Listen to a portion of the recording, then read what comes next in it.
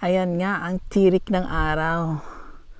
At walang masyadong clouds, so very clear skies, which means it's going to be a very good day today. So which means kailangan nating mag-gardening dito sa aming munting paradise. Tingnan nyo naman. Ayan. We have a small flower beds in the middle. Ito yung aming mini water feature with water plants, lilies.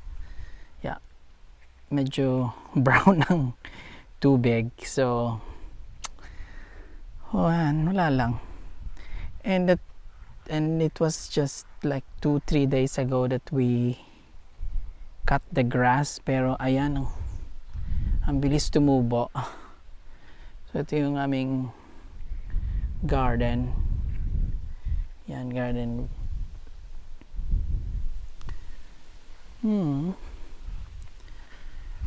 So ngayon, I'm going to get the garden tools.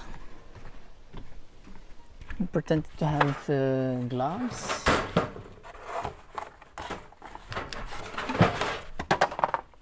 Ito.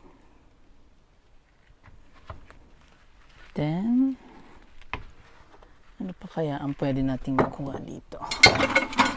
Ito din. Pero, ito. So, lahat ng garden tools lalabas na natin. Gardening tayo.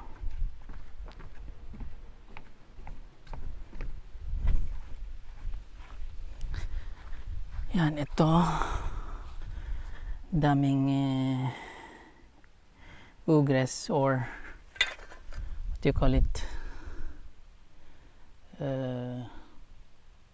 Not plants but yeah, weeds surrounding our plants there. So kailangan natin siyang tatanggalin.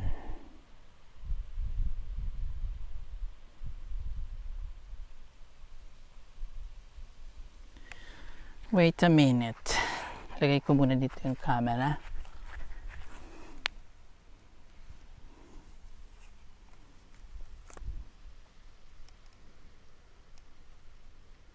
Para kita nyo kung anong ginagawa.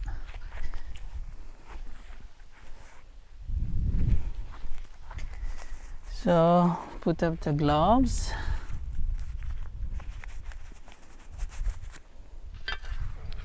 Ito nga. Ano tayo? Ganyan.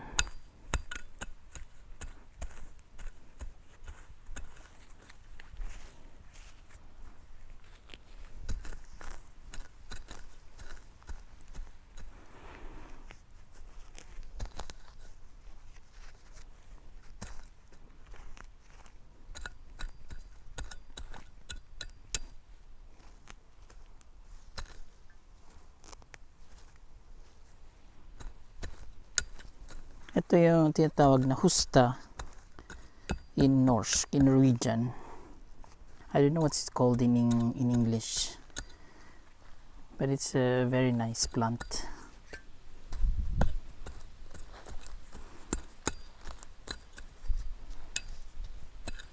Yan ang nagbungkal tayo ng mga lupain dito sa garden namin to get rid of the weeds, para mamuhay ng mapayapa ang ating mga halamanin.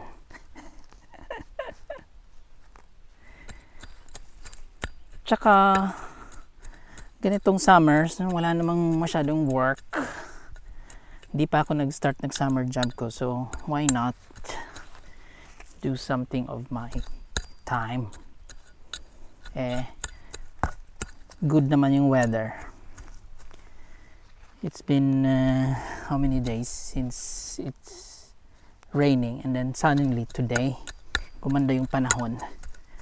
So why not?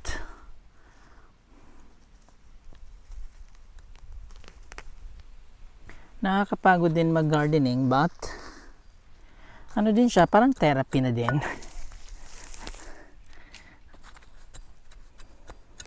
Kasi it's a nice feeling to see what you have planted survives the harsh winter, and then thriving in spite of